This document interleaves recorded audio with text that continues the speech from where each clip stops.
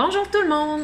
Mon nom est Marie-Claude Tardy, je suis enseignante de 5e année dans la région de Québec et je viens de décider que j'allais faire des capsules pour vous aider les parents à nous donner un coup de pouce pour que vos enfants reviennent à l'école et que tout se passe bien et qu'il n'y en ait pas perdu trop.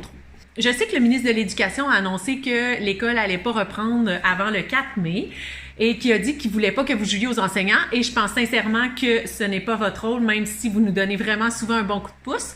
Par contre, je pense que pour nos élèves en difficulté, on va avoir besoin un petit peu de vous étant donné que là, ça va faire 6 semaines si jamais on reprend en mai qu'on n'aura pas vu vos enfants. Alors, je me suis dit que je pourrais peut-être vous aider à bien aider vos enfants en lecture. On le sait, la lecture, c'est une des choses les plus importantes en éducation, en enseignement. Et quand on sait bien lire, ben, on a plus de facilité aussi dans les autres matières. Alors, je me suis dit que je pourrais vous donner des petites pistes pour que vous puissiez vraiment aider vos enfants, pour que votre intervention elle soit efficace, puis qu'elle nous aide, elle aide vos jeunes, mais elle nous aide nous aussi quand on va reprendre les classes. Alors, avant de commencer, il faut que vous sachiez qu'il existe 4 critères d'évaluation en lecture. C'est pas juste comprendre, là. C'est pas juste dire « Ah, je vais poser une question sur le nom du personnage ». Dans le fond, vous regardez plus leur stratégie de repérage qu'autre chose. Lorsque on évalue, nous, en tant qu'enseignants, on évalue leur compréhension, oui, bien sûr, il faut voir s'ils comprennent bien. On évalue aussi leur interprétation face à un texte. Ça, c'est pas facile. Puis d'ailleurs, on le demande juste aux élèves de 5e, 6e année. On veut vérifier si vos enfants sont capables de bien réagir et on veut vérifier aussi s'ils sont capables de porter un jugement. Pour bien vous faire, pour vous aider à bien comprendre c'est quoi ces 4 critères-là, je vais me servir d'un livre, bon, un peu, je suis certaine que vous savez c'est quoi, je vais utiliser 50 nuances de Grey. Vous allez dire, non, mais bizarre cette prof-là de parler de ce livre-là, mais je pense vraiment que c'est le meilleur livre pour vous faire comprendre les 4 critères d'évaluation primaire.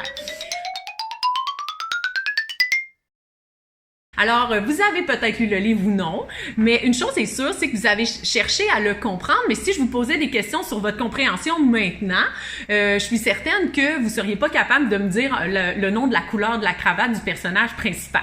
Par contre, tout au long de la lecture du livre, ou si vous l'avez pas lu, je suis certaine que vous pouvez vous imaginer, vous avez sûrement réagi. Et c'était ça le but de la lecture. Oui, on veut que les jeunes comprennent, mais on veut surtout qu'ils réagissent. Sinon, ça sert à quoi de lire? Il faut que ça nous apporte quelque chose. Et la réaction, c'est une des choses les plus importantes. Est-ce que vous avez ri? Est-ce que vous avez eu des malaises? Est-ce que vous avez autre chose? Je veux pas savoir. Mais une chose est sûre, c'est que vous avez certainement réagi. Sinon, vous avez sûrement arrêté la lecture de ce livre-là ou de n'importe quel autre. Il y a peut-être des passages aussi que vous avez interprétés d'une façon et que votre collègue de travail l'a pas interprété de la même façon. Pour interpréter, faut se fier à notre vécu. Hein? Si on a vécu des choses, on interprète d'une façon. Si l'autre personne elle a vécu autre chose, elle va interpréter un autre passage d'une autre façon. Et on peut le justifier à partir de notre vécu, mais aussi à partir des éléments du roman, du livre qu'on est en train de lire.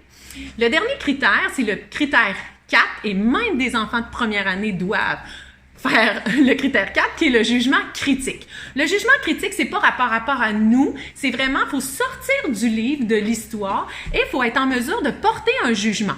On peut porter un jugement sur le sujet, par exemple, avec 50 nuances de Grey, vous pourriez dire est-ce que je recommande ça à ma nièce de 16 ans? C'est une bonne idée. Puis là, vous pouvez vous appuyer sur, par exemple, le sujet. C'est un bon sujet pour elle. Peut-être que oui, peut-être que non, mais vous allez devoir développer votre argumentation. Est-ce que le vocabulaire est adéquat? Ça peut être une chose. Dans le cas de 50 nuances de Grey, il n'y a pas d'image, mais ça pourrait être les images. Hein? On peut se fier aux images pour porter un jugement.